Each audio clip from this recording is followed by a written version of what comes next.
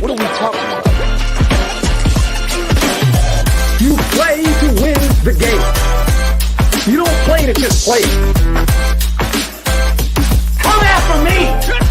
I'm a man! I'm 40! Can't wait! Let's go!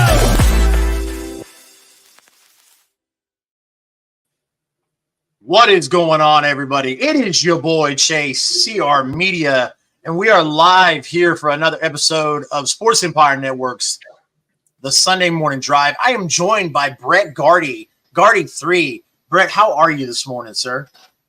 I'm doing great. I'm just excited for hopefully a great day of football. I was hoping for some close games. Indeed. Before we get into that, guys, we want to thank you for joining us this morning on the Sunday Morning Drive. No matter if you're watching us on Facebook, YouTube, X/Twitter, or the Northeast Sports Network, we appreciate you watching with us. And if you haven't already, make sure you hit the like button, the follow button, throw a comment in the chat. Let us know you're here. It helps the algorithm on Facebook and YouTube. Lets them know that you like watching the show, and the algorithm will help push it out to other people, so other people will want to watch us as well. Brett, I'm excited for a great day of football as well. We're going to get into the games last weekend, and then we're going to break down a couple of the games this week. If we have some time, we may talk about some NFL breaking news. Obviously there's a head coaching carousel going on. I don't want to take up too much time on that. But we'll start with the 4 games last weekend, and then we'll talk about the 2 games this weekend. First off, let's talk about the game last weekend between the Tampa Bay Buccaneers and the Detroit Lions. Detroit won the game 31-23. Kind of talk to me about this, Brett. What did you think about this game? Were you shocked? Were there any surprises? The result didn't surprise me at all. I picked Detroit to win this game. Credit to the Buccaneers. They went a lot farther than most people thought. They had a really good season, but unfortunately, they just ran into the better team. It was a fun game. It was an entertaining game, and it was, close all the way throughout the end. Just the Buccaneers couldn't keep up, and that's all right. I'm proud of Detroit. No, I'll be completely honest with you, man. I thought the Tampa Bay Buccaneers gave up a bigger fight than what I thought they were going to. I still had Detroit winning the game. Like I said, I thought Detroit was gonna, pull away with it a little bit, a little bit sooner, but Tampa Bay stayed in it, man. And I agree. Nobody expected them to be there. Baker Mayfield is their quarterback going in. I thought, I was super shocked. You got anything else you want to add to this game specifically, Brett? Yeah, I will say that I think that a lot of them staying in it and just this entire season, credit to them to Baker Mayfield. It looks like they fed a lot off Baker's energy. Like he has that underdog energy, and they fed off that all year. So credit to Baker Mayfield for such a phenomenal season, and I think he should definitely get another starting role next year, and I'm looking forward to it. Yeah, I think, for somebody like Baker Mayfield, consistency is key. You look at this last game, and I've got the stats pulled up. Baker went 26 for 41, or 26 out of 41 for 349 yards. Not bad for Baker Mayfield. Anything to get him consistent, get him a good defense. I think he's got that in Tampa Bay. Hopefully Tampa Bay, tries to roll with that. But on the Detroit side, man, it just seems like Detroit is ready to prove everybody wrong. And here they are in the NFC Championship. And we'll get to that game later. Appreciate everybody in the chat. Our guy Gene, who's not with us this weekend, appreciate Gene showing support and love, even when he's not able to make it. Like I said, guys, if you haven't already, make sure you hit the like button. It really, really helps us out. Anything that stands out to you about Detroit's offense? They're so much better when Jahmyr Gibbs is in the game. He's so explosive, it absolutely opens up that play action. One thing to know about Jared Goff, he's a perfectly capable NFL quarterback. He almost looks elite at times if you start getting the play action rolling. That's where he thrives, and Jahmyr Gibbs really opens that up. I'm going to be talking more about that later. I think that's going to be a key to today's game. More Gibbs, less Montgomery. Absolutely. There's not a whole lot to talk about left in this game. I will tell you, or I will ask you though, if you had to pick a player of that game, a player who in that game stood out to you, kind of said, "Hey, this is the reason why Detroit won." Can you pick one, or?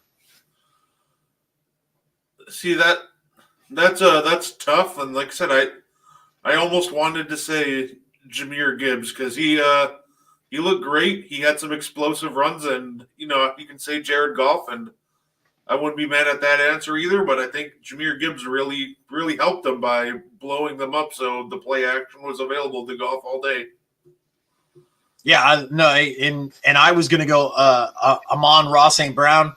Obviously, I don't think Amon would have had the game he had Jahmyr Gibbs not had the game he had. Obviously, it was collective effort. But yeah, I think those receivers being around Jared Goff obviously help him excel and look like that elite quarterback. Gosh, I hate using that word elite just because it gets thrown around so much, but he looked great. So we'll say that. I won't go elite. We'll say great. But Jahmyr Gibbs and Amon-Ra St. Brown and Sam Laporta, of course. And the only reason I didn't go with Sam Laporta as my player of the game in that is because Sam Laporta didn't have a touchdown. If Sam Laporta had a touchdown, I mean, he was 11 for 9, 65 yards. If he'd had a tutty in there, I'd have been like, Laporta's a guy. But again, Laporta is one of those pieces where without him, St. Brown, Gibbs doesn't have the game that he has. So, we'll anything you want to add to this game before we move on? Yeah, I love the Laporta shout out because like you said, without him, everybody doesn't have the game he has.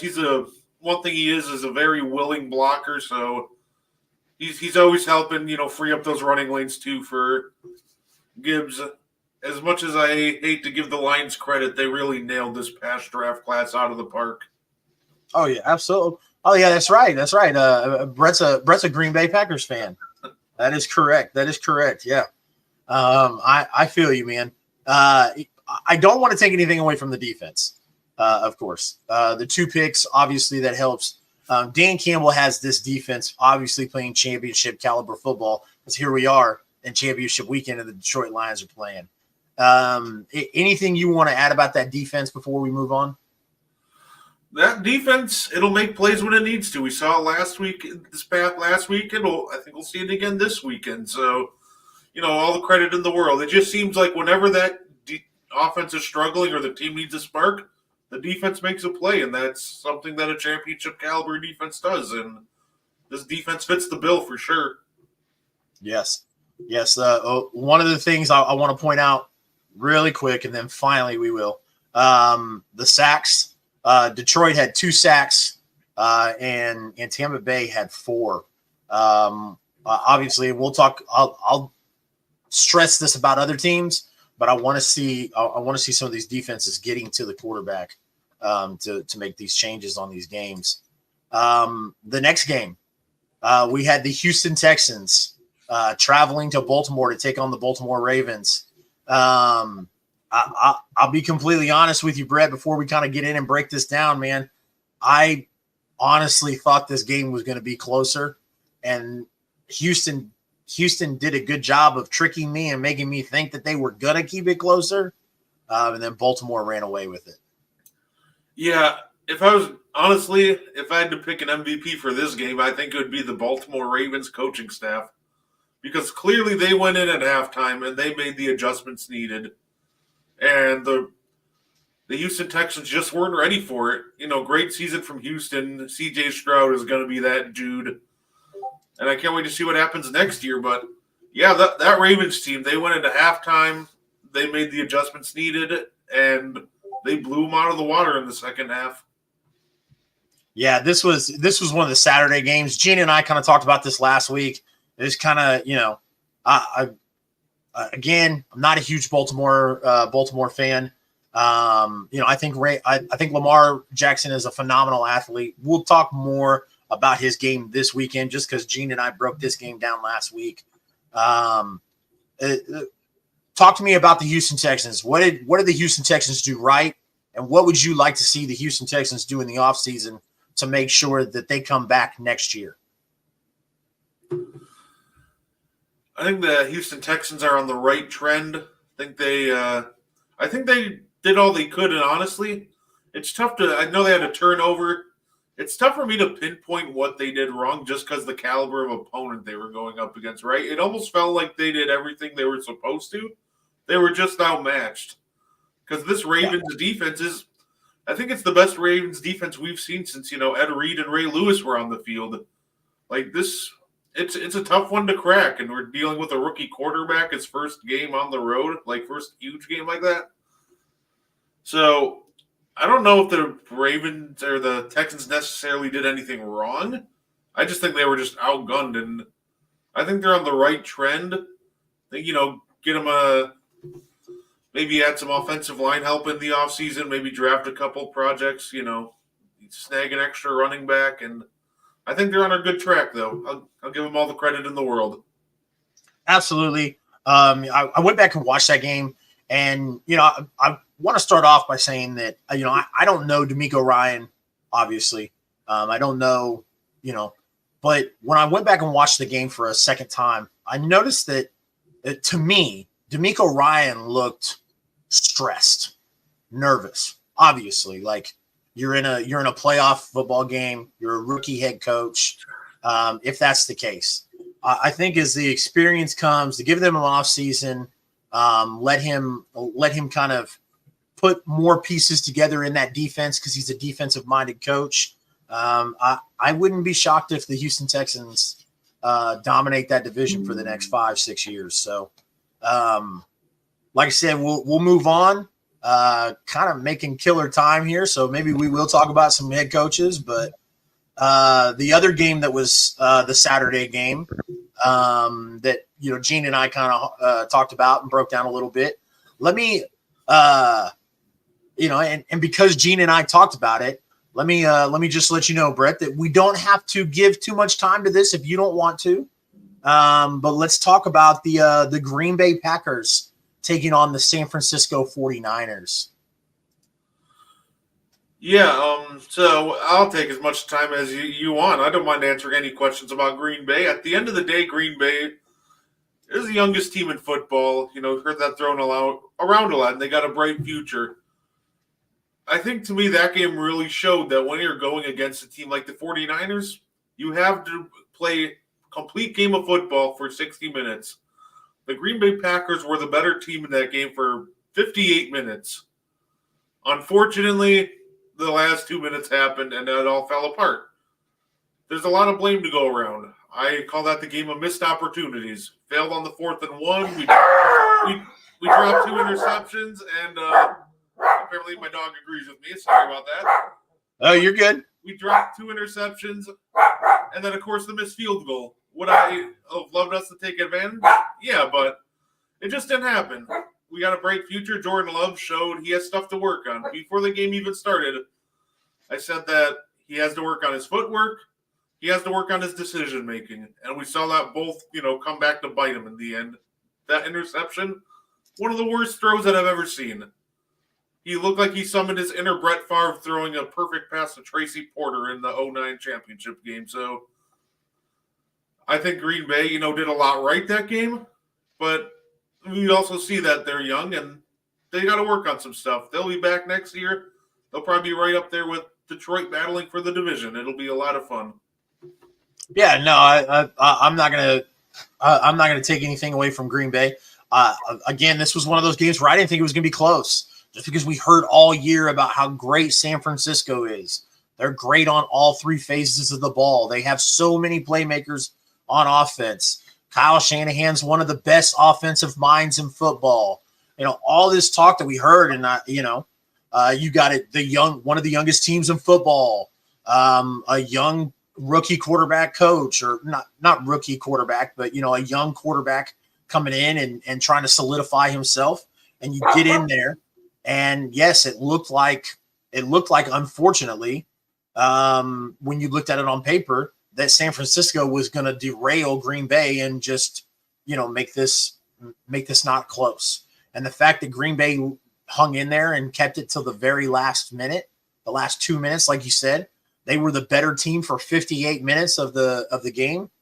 I don't have anything to harp on either. Jordan Love, like we said, he's young. He's going to make mistakes. He threw for 2 picks. Those picks were costly, but he did what a quarterback is supposed to do when they make mistakes like that, and keep his head in the game and keep moving forward. So he didn't let the first interception scare him or steer him from, keep throwing the ball, keep trying to make the plays and win the game. Anything stand out to you about San Francisco let me rephrase that question for you. Anything stand out about San Francisco that you didn't already know, Brett? Not really. I think the things that really stood out is that game showed why to me the MVP of that team is Christian McCaffrey. Because when they needed a big play, Purdy struggling, the offense can't get moving. McCaffrey got moving just fine. Out of the run game, in the passing game, when they needed a big play too on defense, it was those linebackers, Dre Greenlaw, making big plays. So I think that with the 49ers, it showed how dangerous they are, that even when Brock Purdy, who's normally consistent for him, he's really solid, he's really good. Even when he was struggling, they still have other guys that'll step up and make plays. So you can never truly count that team out because they're just that talented. Agreed. Yeah, Gene and I talked about it last week. That team has done a great job. Obviously, they had people believing that Brock Purdy should be the league MVP, which is astronomically wrong to me. Yeah. As you mentioned, Christian McCaffrey should be the unanimous MVP of that team. So I don't have anything there. There was no. I'll tell you what did surprise me, and for as much as I talked about Green Bay keeping in that game, and that was the surprise. It was a surprise to me that San Francisco let them stay in that game for as long as they did. Because, like I said, if you look at this matchup on paper, San Francisco was, bar none, the better team on paper. So the fact that Green Bay kept it close and they head to head and down to the last 2 minutes, it kind of makes you question, okay, Detroit coming in here with a great defense, and yes, San Francisco has a great defense as well, but and we'll talk about the Detroit San Francisco game here in a little bit, but let me ask you, man, are you worried about this San Francisco offense against a great defense like Detroit's? Yes, I know. Yes and no, right? I think one thing that'll benefit the 49ers is it'll be 68 and sunny, so Brock Purdy won't have problems gripping the ball like he did last week. What I think we've seen, though, in the playoffs, and here might be the real issue, Kyle Shanahan can be outcoached. He gets too cute, and he seems to get – the issue at half the time it seemed last week is Kyle Shanahan. He didn't know what to do once Green Bay kind of looked for real and punched him in the mouth. It was, and he got really conservative and almost looked scared at times and timid. So I think this 49ers team looks elite, but at the same time, Kyle Shanahan, there's something about him in the playoffs that seems to always bite him if he gets too timid, nervous, scared, or just kind of implodes. So that's something to look out for today. Yeah. Is it Kyle Shanahan? What is it that's biting Kyle Shanahan? Is it Dan Campbell biting his knees? Sorry, I look for every opportunity I can to make a Dan Campbell knee biting. And here's something that Gene brought up. Yes, I think Detroit's front seven looks good, but their secondary is it's very sus. Gene predicts that Purdy has a field day today. Detroit's secondary is awful. The Lions had trouble versus Bucks and Baker. Yes, the secondary does struggle. But the front seven, it's going to be interesting to see how the front seven contain Christian McCaffrey today. I will say, though, about the 49ers is they do have two corners that do struggle to cover as well. They have Tre'Davious Ward, very good. I can't remember the name of the other two, but that's really who Jordan Love was picking apart. So I think that's going to be a key to watch because it almost seems like the 49ers, they struggle with almost the same thing, right? Like they have Fred Warner, Greenlaw, Gibson, and Ward. That's really good. The other three, they can be targeted. If they can keep the pressure off of Jared Goff, they do have, corners that they can target if they can get the run game going. Absolutely. And we'll, like I said, we'll break down that game here in a little bit. The final game of the divisional round last weekend was the Kansas City Chiefs going into the Buffalo Bills and winning 27-24. What did you kind of talk to me about this game, man? What were your thoughts on it? And then I'll go next.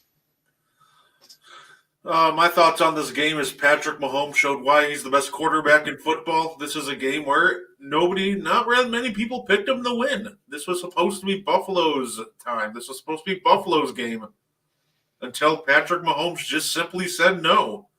I thought he played phenomenal. I thought Josh Allen, he missed a couple plays in the end, but overall he did what he could to keep him in the game. This was a really fun game. And what I'm going to say about this game, too, is if you're sitting there and your only takeaway is Tyler Bass cost this team the game, you didn't watch the full game. Agreed. I think there are bigger problems with this game. You have Stephon Diggs getting targeted 8 times, and all he can do is come down with 3 catches for 21 yards. He completely disappeared throughout that game. Josh Allen, I said he missed some plays in the end. On that last touchdown, people are blaming him for not hitting that underneath crosser to Stephon Diggs. Shakir was open in the end zone. He just has to put it on him. There's a window. There's a really big window if he makes a good throw, and he underthrew him. So overall, Buffalo, when they needed to, they couldn't make the plays. And I think that's one thing about Patrick Mahomes that kind of makes him the best quarterback in the NFL. When he needs to, no matter what team you throw around him, he always seems to make that play when he needs to. So credit to the Chiefs, credit to the Bills. They played a hell of a game, but unfortunately the Bills don't have the best quarterback in the world. Yeah, no, I agree. We talked about it on Cheap Seats, which is on Sports Empire Network on Monday nights. Make sure you check that out. But we talked about it on Cheap Seats that and I made a joke that it just seemed like there was some voodoo magic going on. It seemed like somebody, the voodoo witch doctor, took Stephon Diggs and put his playing ability in MVS and took MVS's playing ability and put it in Stephon Diggs. It was crazy. I mean, I watched Stephon Diggs drop wide open passes, and then I watched Patrick Mahomes drop dimes on MVS, and MVS caught it. I was having a heart attack, Brett, not because the game was close and I was scared that the Chiefs were going to lose. I was having a heart attack because MVS was catching passes, and not just catching wide open passes. He's catching good like I said, Mahomes was dropping dimes and MVS was coming down with it. And I was like, what is going on? What happened? And you can't convince me otherwise. A voodoo witch doctor was in the stadium, and he swapped the bodies or the minds or playing capabilities of Stephon Diggs and MVS. And it was crazy to me. I agree. I think that I'll never take anything away from Josh Allen. Josh Allen is a freak athlete. His size, the way he's able to run with the ball, his arm, there is a lot of questions, and obviously a lot of those things are going to get answered in the offseason of what is going to happen with Buffalo. What are they going to do to help Josh Allen? I don't want to put everything on Josh Allen. Yes, you were right. There was a play where the receiver was wide open in the end zone, and he was trying to go with the under route to Diggs, and it was like, what are you doing? The guy is right there. It was a money play. It was a touchdown. But there's a lot more to the Buffalo Bills that I think needs to happen other than just Josh Allen is just not good enough. Unfortunately, Josh Allen has to play Patrick Mahomes every year in the playoffs. And there's not very many people who have beaten Patrick Mahomes in the playoffs. And, one of the things that exactly. Bills lost that as a team. Nobody has clean hands. Jory says offload Diggs. Yeah. One of the things I want to talk about as well is Kansas City's use of Isaiah Pacheco. Anytime I get an opportunity to talk about Isaiah Pacheco, Brett, I'm going to. He was a 7th round draft pick. Not a lot of people expected that guy to make the team. He was what we call here in Kansas City, and I'm sure other teams have it. We call them training camp darlings, where training camp is an hour away from Kansas City. Kansas City goes and packs out the college where they do training camp, and everybody talked about Isaiah Pacheco his rookie year. Like, hey, look out for Isaiah Pacheco. But Kansas City's always doing that. They're always going up and trying to hype up these training camp darlings is what I call them. And nobody expected Isaiah Pacheco to be what he turned out to be. And he is a humongous weapon to the Kansas City Chiefs. And they showed it last week against Buffalo, where I've criticized Andy Reid and the Kansas City Chiefs coaching staff for not utilizing the run a lot. There was some criticisms of Andy Reid in his previous job at his previous team where he wasn't utilizing the running backs and utilizing the run game enough. And it just seemed like that week, Andy Reid just took the play call sheet and said, hey, we're going to feed the ball to Pacheco and Clyde Edwards-Helaire and let them win us this football game. And yes, it's fantastic to have Patrick Mahomes as the quarterback. It's fantastic to have him with the Mahomes magic and be able to make those plays and those game-winning drives. And when you need a play and it's 4th and 10 or 3rd and 13 or 3rd and 20, I want Patrick Mahomes over any other quarterback in the NFL. But last week they didn't put that all on Patrick Mahomes. They let the running game help solidify them in this game. against a really good Buffalo Bills team, against a team that, a game where the Chiefs, people picked the Chiefs because people didn't want to pick against the Chiefs, but a lot of people believed that the Buffalo Bills were going to win this game. And Kansas City went in and let Isaiah Pacheco and Clyde Edwards-Helaire in the running game determine, like, hey, we're going to stay in this game, and we're going to let our MVP quarterback, the best quarterback in NFL, just dot the I's and cross the T's. And I loved that. I love they did that. And hopefully they'll do it this week, because that covers the divisional round, Brett. We're right here at the conference championship games, and since it's the first game of the day here in the next few hours, Brett, I want to talk to you about the Ravens and the Chiefs, man. Give me the lowdown, Gardy. So I think on paper, this is another game where I'm going to say I'm never going to count out Mahomes, but this seems like a nightmare matchup for the Chiefs because the Ravens' strength in the passing game is Travis Kelce. The Ravens have guys that can, cover Travis Kelce with Kyle Hamilton, Roquan, Patrick Queen. That's a fearsome three. They're also a very physical team that will get in there and stop the run. So I really like this game. I think it'll be interesting, but at the same time, on paper, and it really seems like a bad matchup for the Chiefs. However, football isn't played on, paper. A lot of things can go wrong either way. I'm curious to see what the Chiefs do on offense, because it almost seems like the Ravens are going to really put the focus on Pacheco. They're going to put the focus on Kelce and say, hey, MVS, Rashee Rice, beat us.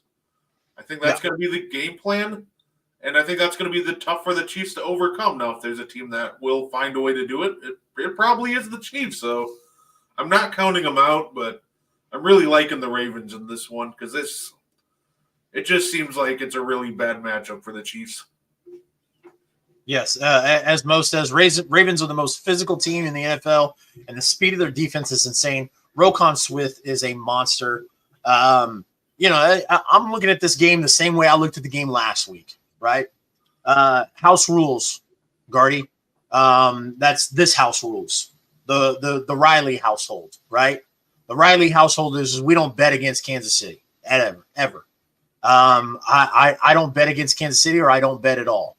And I'm going in the same way. I've got the Chiefs. I got the Chiefs in a close one, but it scares me.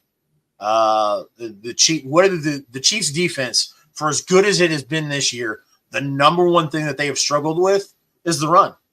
And I know we moved on from that game, but I want to kind of just use that game a little bit, pull that game back in, and say, what was Sean McDermott doing?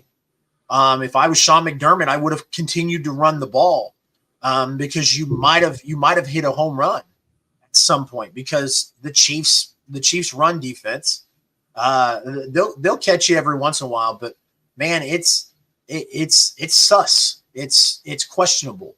And I think with somebody like Lamar Jackson today, unfortunately, this is going to be a game where the Chiefs can't rely on the defense, because I think Lamar Jackson is going to carve the defense up, not through the air, through the ground. I think he's going to be able to hold the ball for a little bit because the Chiefs can't get to the quarterback. And I think that when they try to close in on Lamar's going to use his feet and he's going to run all over Kansas City's defense today. That's how I see it. Like I said, I think it'll be a close one. The Chiefs, MVS we still have to have Stephon Diggs' best traits attached to MVS today. So whatever voodoo witch doctor made that swap last week, hopefully you haven't swapped back, because MVS has to be able to, because they're not going to – Baltimore's defense is going to focus on Travis Kelce, and they're going to focus on Rashee Rice. We need guys like Sky Moore and MVS to come up big today, and for Patrick Mahomes to do some Mahomes magic. for this game for the Chiefs to win an AFC championship. That's how I see it. Travis Kelce, like you mentioned, the defense is going to be on him. They're going to double cover him. They're going to make sure that he's not getting out in open space. They did that last week with the Buffalo Bills, where there was a couple of plays where they left Travis Kelce, where Sean McDermott has time and time again, every single time he plays the Chiefs in the playoffs, has somehow, some way, a couple of times in that game, at least twice in those games, where he has let the defense let Travis Kelce get into open space. And I don't think Baltimore will make that mistake today. So other guys have to come up big. And I know some people, go ahead. I was gonna say, and with the run thing you just mentioned, I know some people will try to say that the Chiefs they put the clamps down on Buffalo in the second half in that run defense. What I will say about the Buffalo Bills and their running game last week, they were really predictable with it. They would if they're throwing an extra lineman instead of a tight end, and anytime you saw that extra lineman, they ran the ball. Chiefs keyed in on that in the second half. As soon as they saw that extra offensive lineman, they would just guess run, and it would always be right. Now, with the Baltimore Ravens, they're just a lot less predictable when they're going to run the ball, and I think that's really going to be the key factor too. I 100% agree with that. Yeah. My key for the defense today is not going to be the front four, and it's not even going to be the defensive backs. I think Trent McDuffie and I think L'Jarius Sneed are two of the best defensive backs in the NFL. L'Jarius Sneed, I said it a few weeks ago, the fact that L'Jarius Sneed was snubbed from the Pro Bowl just makes the Pro Bowl that much more of a joke to me. L'Jarius Sneed is one of the best top 3 defensive backs, cornerbacks in football. And he's got the stats and the numbers to prove it. And I don't think that's going to be the issue, or I don't think that's going to be the focus today. My focus is going to be Nick Bolton, Willie Gay, and Drew Tranquill. Drew Tranquill was one of the best free agent signings for the Kansas City Chiefs, one of the best offseason acquisitions for the Kansas City Chiefs. He came from the Los Angeles Chargers. He has played phenomenal this year. When Nick Bolton broke his wrist or his hand and he was out for a month, Drew Tranquill stepped in and absolutely helped solidify that defense as one of the best defenses in football. If the Chiefs want to stop Lamar Jackson and the tight end and keep Lamar Jackson under pressure, it's got to be those 3. It's got to be, because the front four, Chris Jones, regardless of him being one of the best defensive linemen in football, the front four in Kansas City have had trouble. They have struggled getting to the quarterback. So whether they put pressure on Lamar or not today, whether they're able to or not, the Drew Tranquill, Nick Bolton, and Willie Gay have to make plays. They have to contain Lamar. That is the only way Kansas City wins this game, because this is not the 2019 Kansas City Chiefs. This is not the 2021 Kansas City Chiefs. Mahomes is not air raiding this football for 400 yards today. It's not going to happen. The way I see the Chiefs winning is doing exactly what they did to Buffalo last week, and that is run the ball, but let Mahomes sprinkle a little bit of big plays here or there and keep them in this game. And the defense has to contain Lamar. And I think that could happen. I think one of the more underrated features about Mahomes is his willingness to step back. You see a lot of quarterbacks they're not willing to take it. They want to be the hero. They don't want to take that step back and let their running back or let somebody else control the flow of the game. I saw that all the time in Green Bay with Aaron Rodgers, where he'd check away from the run a lot because he wanted to be the guy. So I love that you brought that up, Brett, because that is a great point. And to be honest with you, obviously being a humongous Kansas City Chiefs fan and watching them and whatnot, that was a huge issue with Mahomes until this year.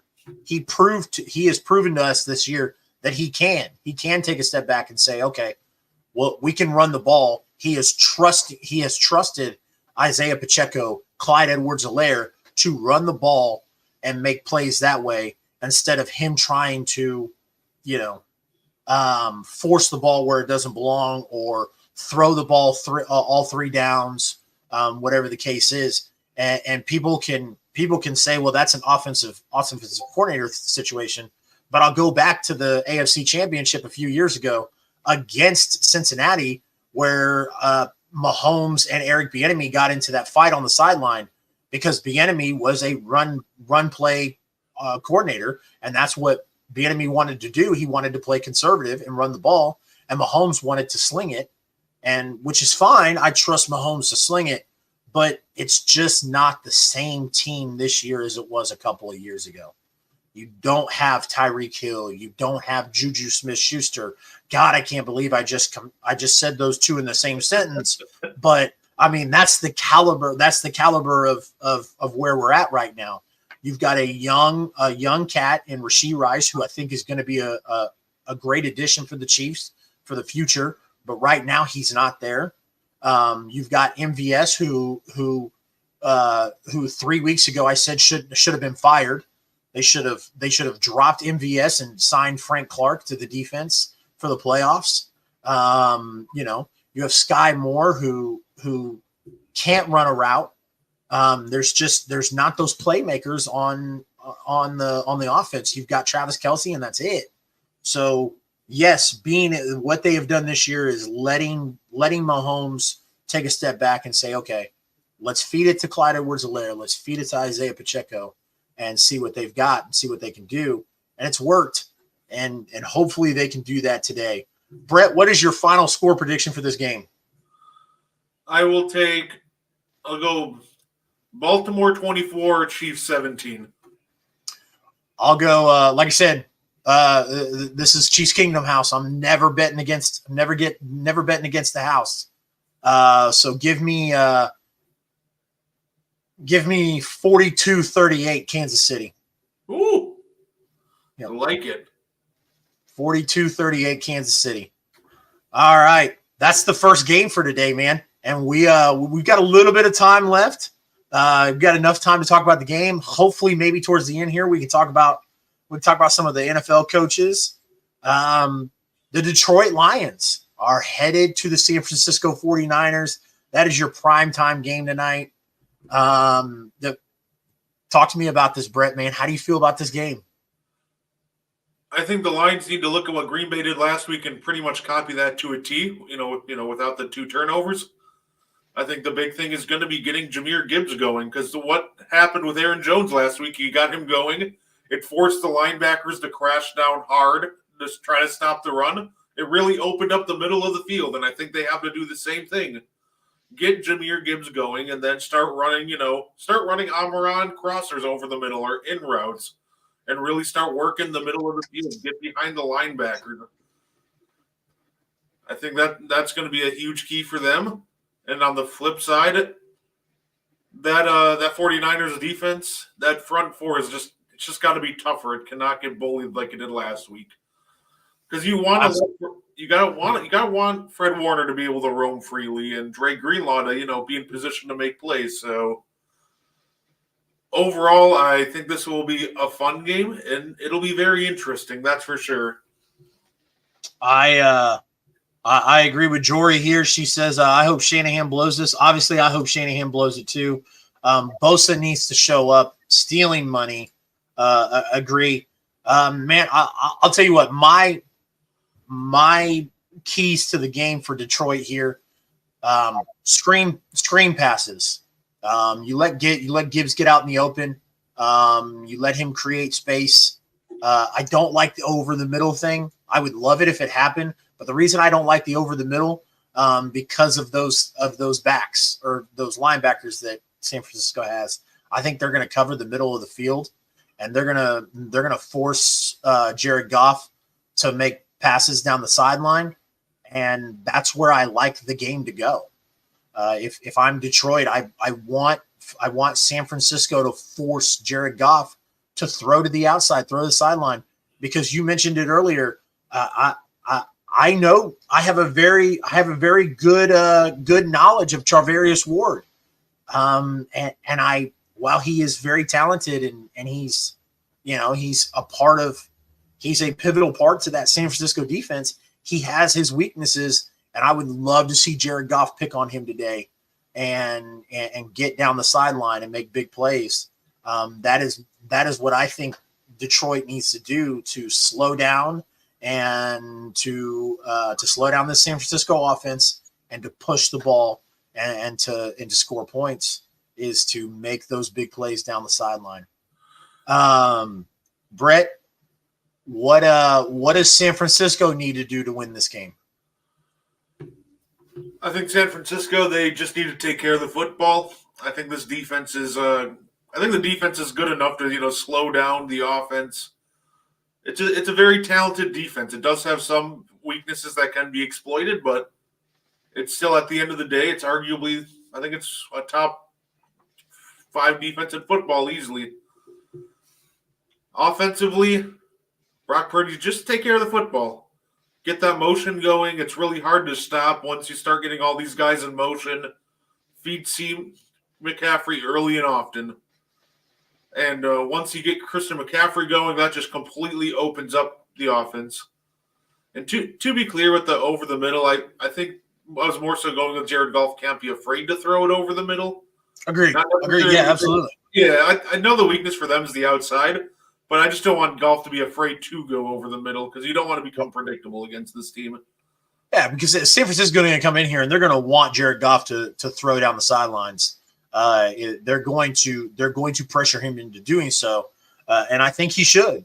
But also, don't be afraid to throw in the middle because, I think if it's drawing enough tension to get Greenlaw away from them, absolutely. My keys of victory for San Francisco, obviously the defense. They've got to put pressure on Jared Goff. They've got to sack him. They've got to get home to him, which they can do. But offensively, where I think San Francisco needs to win this game is, like you said, Christian McCaffrey is the best utility player in the NFL. Running the ball, screen passes, out routes. Christian McCaffrey can do it all. He's an all-in-one tool. He's the Swiss Army knife. They need to exaggerate Christian McCaffrey today. Don't force the ball if it's not there. Don't make mistakes. Rely on Christian McCaffrey, and you'll be just fine. You'll prove me and everybody wrong that you're the best offensive in the NFL, and you'll go to the Super Bowl if you just rely on Christian McCaffrey today. Our guy Mo says Niners run the football, attack the seams with Kittle, 1,000%. Brett, let's go final scores to this, man. What do you think? I got the 49ers, and I'll go 27-17. It'll be a fun game to watch, but I think the 49ers just have too much firepower, and as long as Kyle Shanahan as long as Purdy doesn't throw picks like he did last week, and as long as almost throw picks like he did last week and play safe, and Kyle Shanahan doesn't, choke this game away, this is the 49ers game to lose. Absolutely. I'm going with my heart today, man. I'm not going the smart decision. I'm going with my heart today. And my heart is telling me the kneecap biting Detroit Lions beat the San Francisco 49ers 24-21 on a final field goal, sending Detroit to the Super Bowl. And everybody is happy. So that's my final score prediction. Like I said, going with my heart because my smarts tell me this is a dangerous game for Detroit. Dangerous game for Detroit. Shanahan don't get cute. No, Shanahan. I don't know if that's Mo saying like, "Hey, Shanahan don't get cute," or if he's making a statement of Shanahan don't get cute. That's an issue with Shanahan. Shanahan he gets very conservative. It's been brought up of the Super Bowl with the Chiefs in '54. The NFC Championship games that he's lost. Here we are again, man. Deja vu. If Shanahan plays conservative in the second half, if he gets a 7 to 10 point lead in the second half, he'll get conservative, and that's a dangerous game for Detroit. Dangerous game against Detroit. So, like I said, my smarts tells me that the San Francisco is going to win this game, but I'm going with my heart, and Detroit takes it. I'd say with Shanahan too, he'll get conservative and won't be able to flip out of that switch once he gets in it, or he'll get aggressive at the wrong time. Always point back to the Super Bowl with the 28-3 with my best example of this. You get that big completion to Julio on the sideline. What happens? You just drop back to pass a couple times and get sacked. Now take yourself out of field goal range. Yep. And I wish I was a one-off example, but we've seen that with Shanahan. He'll either flip the switch and stay conservative, or he'll just pick the wrong times to be aggressive. What year was that Super Bowl? 2017? Oh yeah, that was the 2017. Yeah, so every single Kyle Shanahan thing after that has been because he has turned that switch off, and he can't turn it back on. So, like I said, maybe this is the year that he proves everybody wrong. Maybe he doesn't need to. Maybe San Francisco blows this game out, but like I said, there is just something about those Detroit Lions that makes my heart go, okay. I think they find a way today. I don't know, Brett, you don't like that, do you? Would that be weird? Would that be weird if the Detroit Lions make it to the Super Bowl? In all reality, I'd almost be happy for him, right? Because at the end of the day, I'm a Packer fan, but I'm a bigger fan of good football. The Lions play good football. Like, it is kind of weird, but at the same time, like, I've almost enjoyed watching Detroit and what they do. The way Dan Campbell has come in and turned that team around, it's been a fun watch. And even as a Packer fan, I respect the crap out of it. I respect what they're doing. So all the credit in the world to the Detroit Lions, and I hope you guys do well today. And hell, if you guys win, I might be cheering for you in the Super Bowl. That's weird, man. You're a better man than I am, Brett, because I'll tell you what, if the Raiders, Chargers, or Broncos were in, I would hope for the nuclear holocaust is what I would hope for. That breaks down championship weekend, man. Brett has the Detroit Lions losing to the San Francisco 49ers. I've got the Lions taking it. Brett has the Ravens over the Chiefs. I've got the Chiefs over the Ravens. We're going to see what happens. Brett, we've got a little bit of time here, man, which is awesome. Let's talk about some of these coaching spots in the NFL.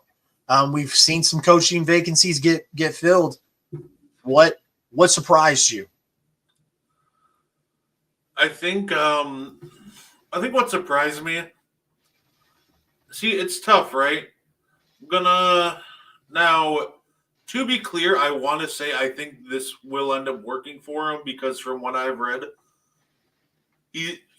Zach Taylor called the offense, but he's the one that coordinated and made it all happen. But it was the Titans' hire of a head coach, and I think he'll do phenomenal. And Jory said look up his resume when I was on Big Three.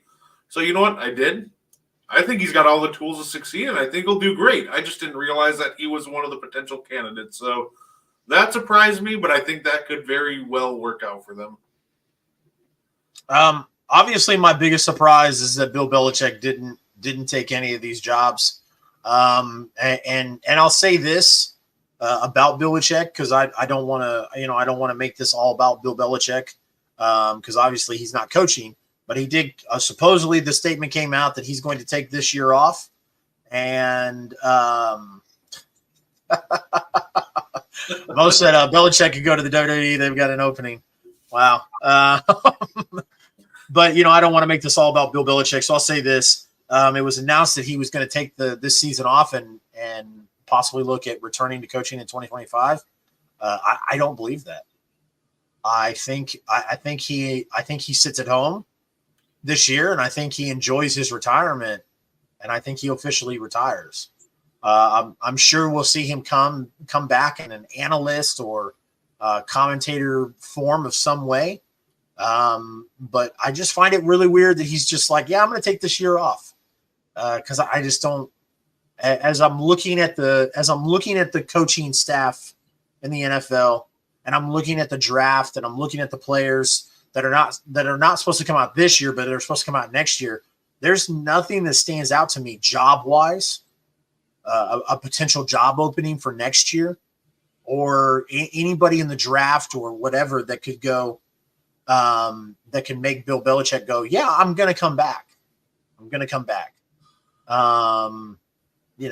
Obviously the reports of, if Andy Reid retires, Belichick could look at taking over the Chiefs. I don't think Andy Reid is retiring anytime soon. I